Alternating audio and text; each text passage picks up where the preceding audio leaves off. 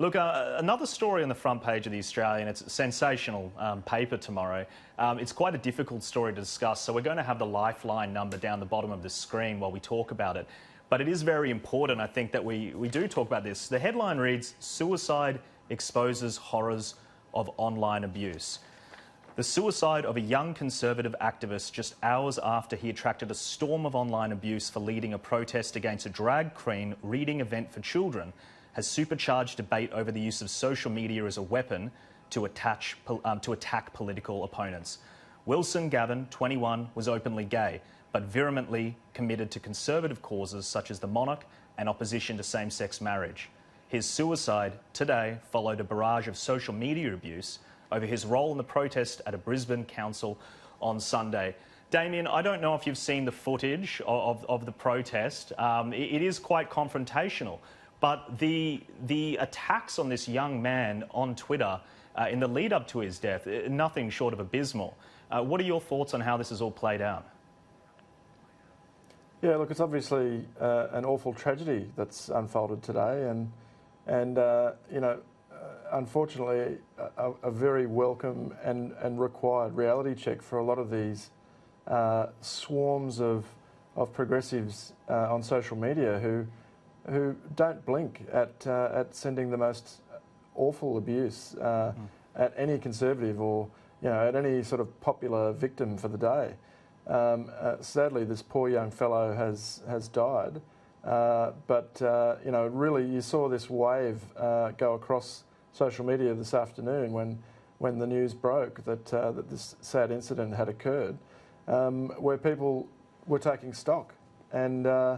It's unfortunate that it took something this horrible, but there were people really just looking at themselves today, and unfortunately it's way too late. There is no way that the footage that we saw, which was unpleasant, doesn't draw that sort of reaction, because we see it every day on various different issues, and it sometimes isn't that personally targeted, but. The outrage mob is what we all poke fun at all the time. But these are people who wake up in the morning, check in with their progressive heroes to see what's trending, as they say, and they form a view and start, piling on. And it's how we get into these terrible situations where, suddenly these outrage storms break free of the social media constraints and become real news, and unfortunately this has had a horrible consequence. Yes, and I guess it just shows that there are consequences for what you're saying, even if you think you're on social media and you're one step removed from the people, and this has had some very, very, very tragic consequences.